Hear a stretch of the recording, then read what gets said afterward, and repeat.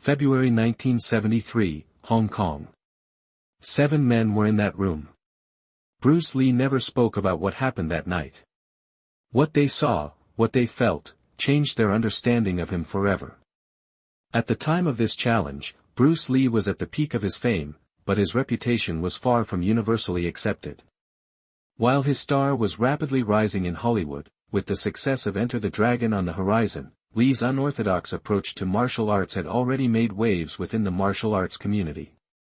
Lee had long been known for his critique of traditional martial arts.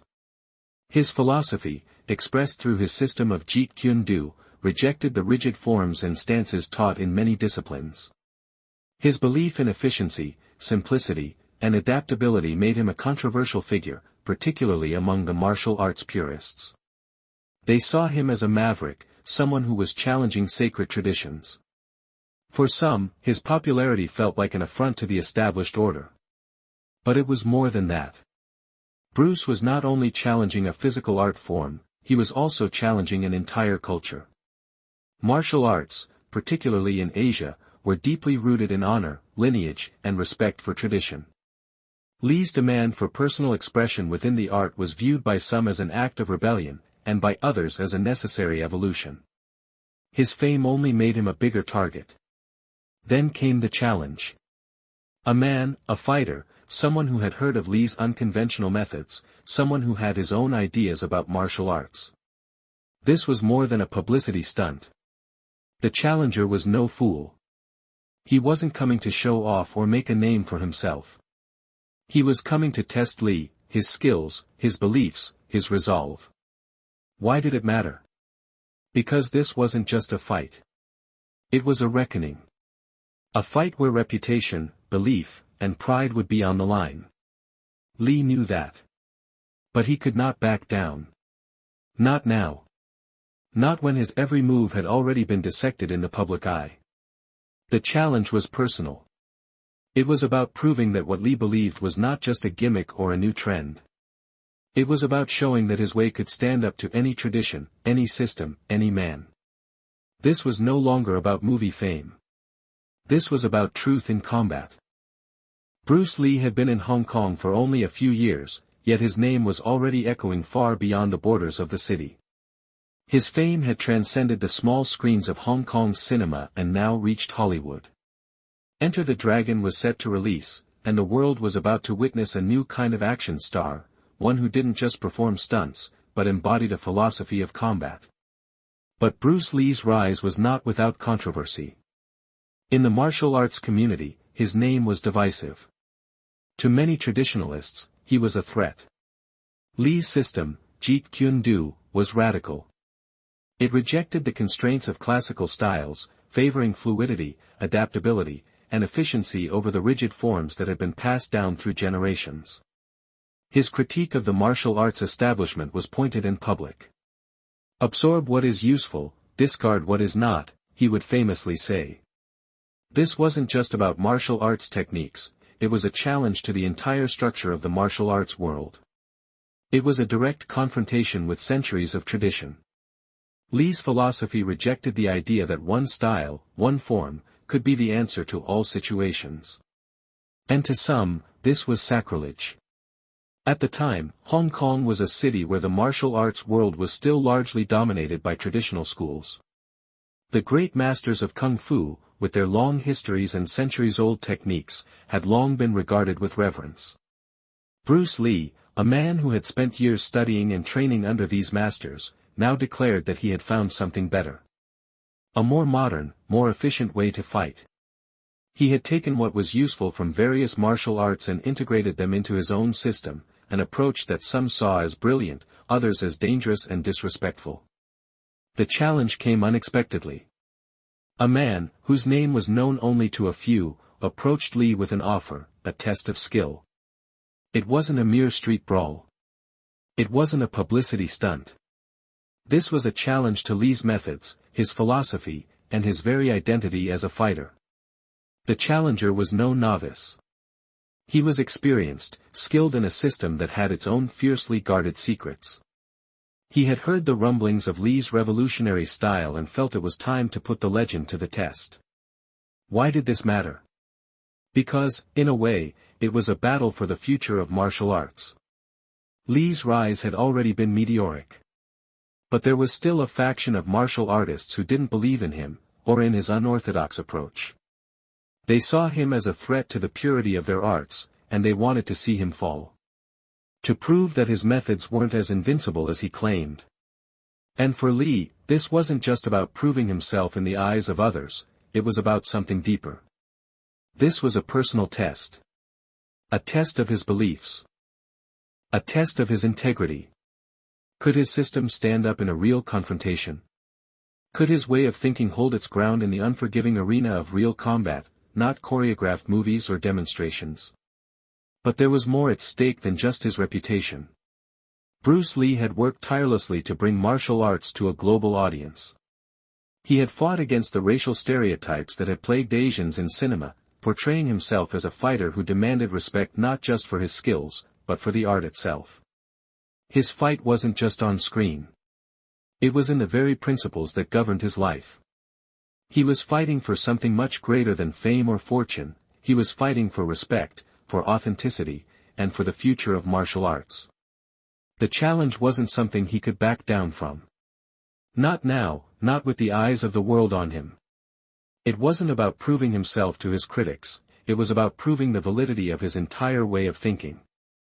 His entire life had led up to this moment. The world would soon know if his philosophy of martial arts could stand the test of reality. And if it couldn't, the consequences would ripple far beyond this private match. The man who came to challenge Bruce Lee was not a star. He wasn't looking for fame or recognition, he was a fighter in the truest sense. He had no flashy persona or publicity machine behind him. His name wasn't well known outside certain martial circles, but to those who did know him, he was feared and respected. His name, if remembered at all, was simply Wang. He wasn't an actor or a master with a worldwide reputation. He was a practitioner from one of the more traditional martial arts schools, a place that adhered to strict forms and principles. His background was rooted in Kung Fu, with an emphasis on power and discipline, qualities that stood in stark contrast to Li's fluid, freeform approach. Wang wasn't just any martial artist, though. He was an experienced fighter, someone who had spent years training with some of the best. His reputation within the underground fighting world was one of ruthless efficiency. He had a reputation for breaking opponents in combat, not just physically, but psychologically. His training had taught him to endure pain and push through limits. He had no interest in sportsmanship or performance, he fought to win, and he fought to break. The challenge he issued was a direct statement of disbelief. He had heard Li's name growing in the martial arts community, but he didn't buy the hype. To Wang, Li was a product of Hollywood, a flashy figure who had no place in the serious world of martial arts. Wang was skeptical of Li's unorthodox methods, seeing them as impractical and unreliable. To him, Li was an actor who happened to be good at fighting, not a real fighter. But there was something more to Wang's challenge than just a desire to prove Li wrong. He had his own internal demons, his own reasons for wanting to face Bruce Lee. Wang's martial art, his lineage, had been the foundation of his identity for years. Yet, even with his formidable skill, there was something about Li's approach that had gnawed at him. Wang had spent his life dedicated to perfecting his system. But now, he was beginning to wonder, was his way the best way? Or was Li's more adaptable, more efficient system the future? The challenge wasn't about personal animosity. It was about principle. It was about belief in one's method, one's tradition, versus the unknown. It was the collision of two worlds, one that adhered to centuries of tradition, and one that rejected those same limits in pursuit of something better. Wang didn't approach this challenge lightly. He had come prepared, knowing full well that facing Bruce Lee would be no ordinary fight. This was a confrontation of ideas, a test of who was right. And in the underground circles of martial arts, there were few stakes higher than the battle for credibility. Wang wasn't looking for fame, he was looking for respect, and for confirmation that his system, his way, was the right one. In his mind, he wasn't just fighting for himself. He was fighting for tradition. For the legitimacy of his entire martial art. For the legacy of every master who had come before him. Li was the embodiment of everything Wang believed was wrong with martial arts in the modern world.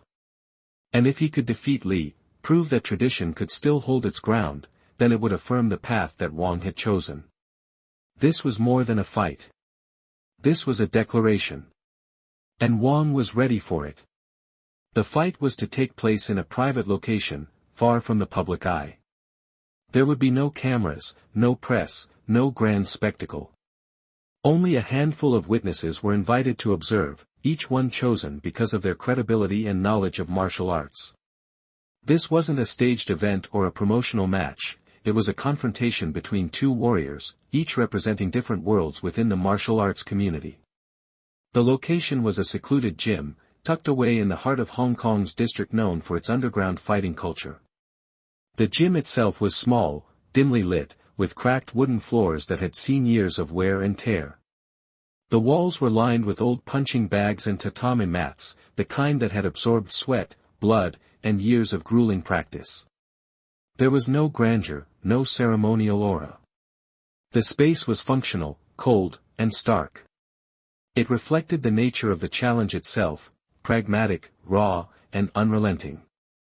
The rules of engagement were simple, there were no rules. No weight divisions, no time limits. No referees. This was a fight for dominance, pure and unfiltered. Each fighter could use any technique within their martial arsenal.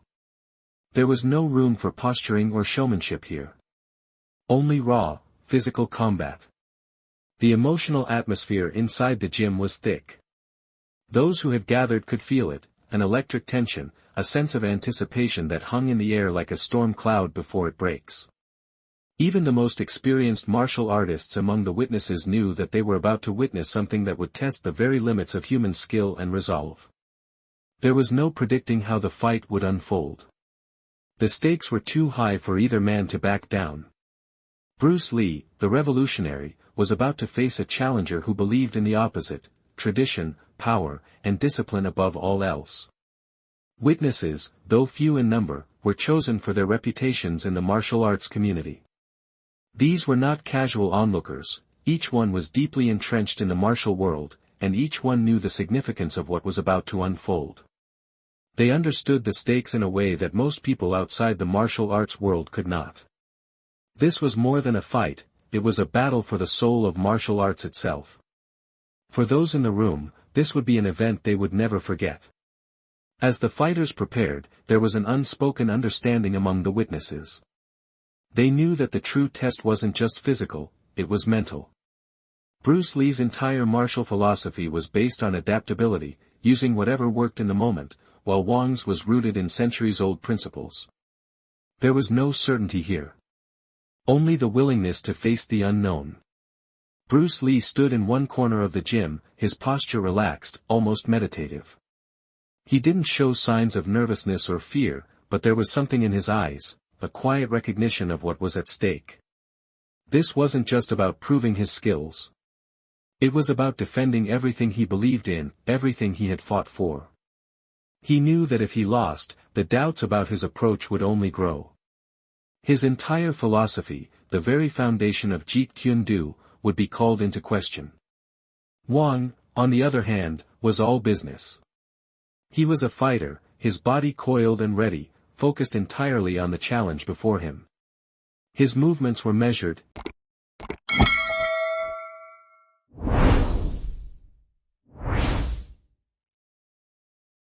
deliberate. Unlike Lee, who had made his name by breaking conventions, Wang represented everything that was traditional, disciplined, and unyielding. He was here to prove that tradition had not lost its relevance, that there was still a place for the old ways in a world that seemed increasingly captivated by novelty. The witnesses took their positions around the perimeter of the gym. There was no cheering, no clapping. This wasn't a show. This was a trial, a test of skill and will, a moment in time that would shape how both men, and the martial arts world itself, would be remembered. The conditions were set. The atmosphere was heavy. And as the fighters squared off in the center of the gym, there was a sense of inevitability in the air. The outcome was uncertain, but the tension was palpable. The silence in the gym was deafening. Every eye in the room was trained on the two fighters as they faced off in the center of the dimly lit space. The air seemed to press in on them, thick with anticipation. Even the veteran martial artists present were on edge, aware that this was no ordinary sparring match. This was a real test of two fundamentally different philosophies of combat. Bruce Lee's movements were controlled yet fluid, almost languid. His posture was relaxed, but his eyes were sharp, focused, scanning Wong for any sign of intention. His body seemed to pulse with energy, the calm before the storm. Lee didn't rush. He never rushed. His style was about precision, timing, and understanding the opponent's rhythm. His body was the instrument, and the fight would unfold in response to the moment. Wong, by contrast, was like a coiled spring. His stance was rooted, his body solid, as though each muscle was bracing for impact. Unlike Lee, who was always moving, Wong remained still, calculating. His approach was conservative, he wasn't there to waste energy. His system was one of endurance, power, and control. He'd trained to dominate his opponent through sheer force. But that wasn't enough. The first exchange came suddenly, almost without warning. Wong stepped forward, closing the distance between them in a heartbeat. His arms shot out in a series of powerful, fast strikes, basic, effective punches designed to overwhelm. Lee moved immediately, shifting his weight to one side, avoiding the first punch by mere inches.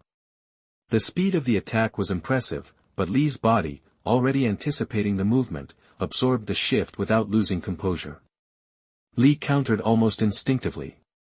A quick jab to Wong's face, sharp, direct, and precise.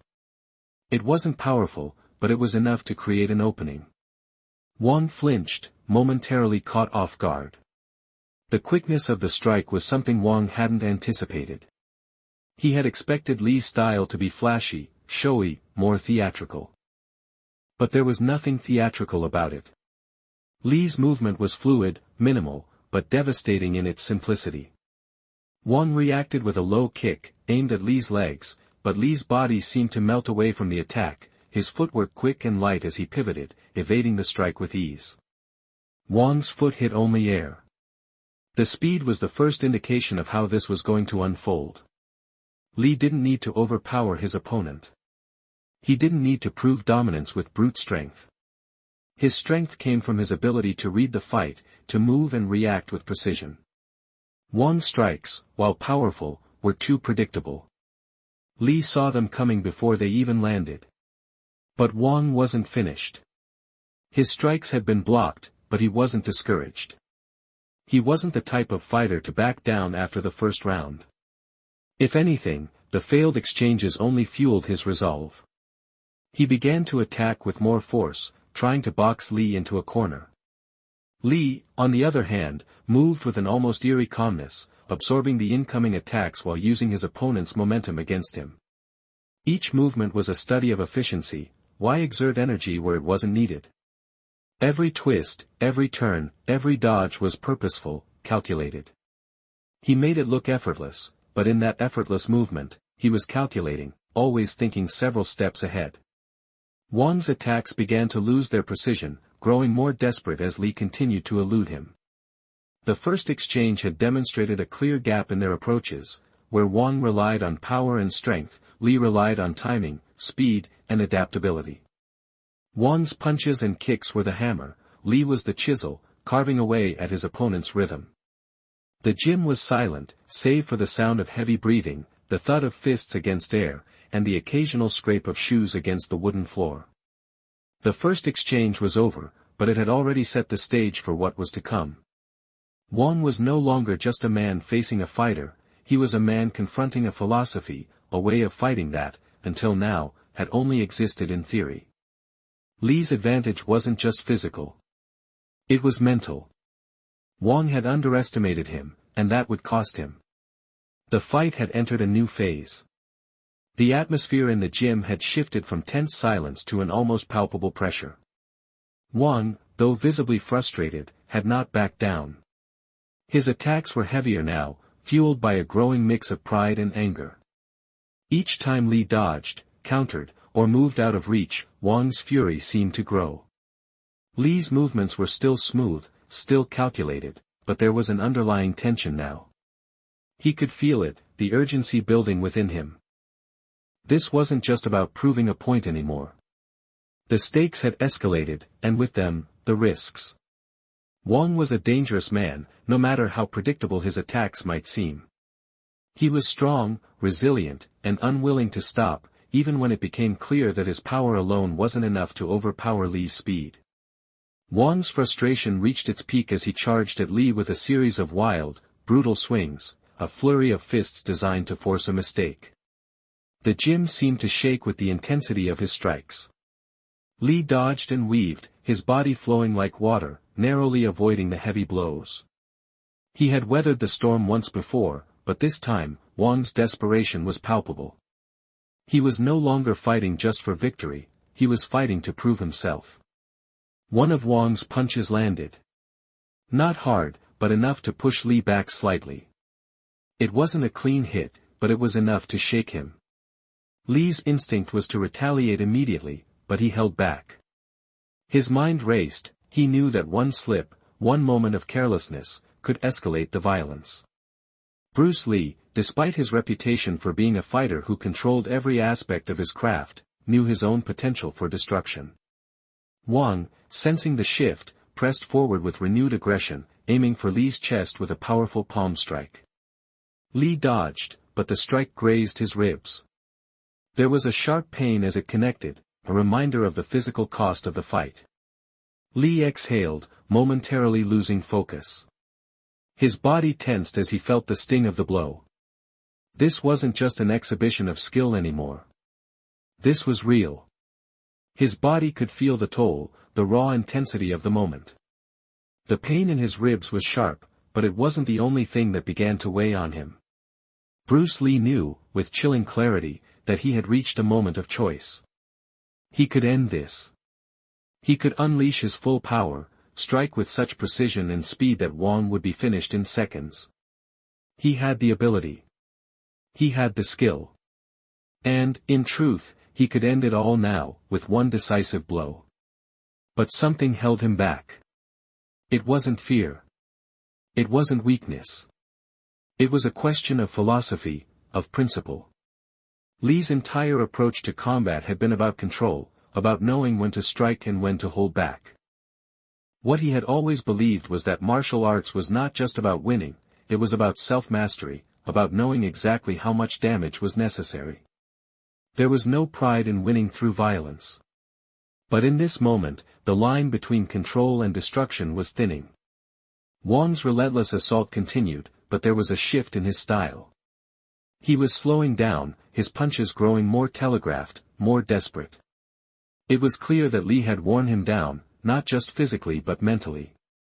The gap in their approaches had never been so evident. Wang was fighting out of anger, out of a need to prove something.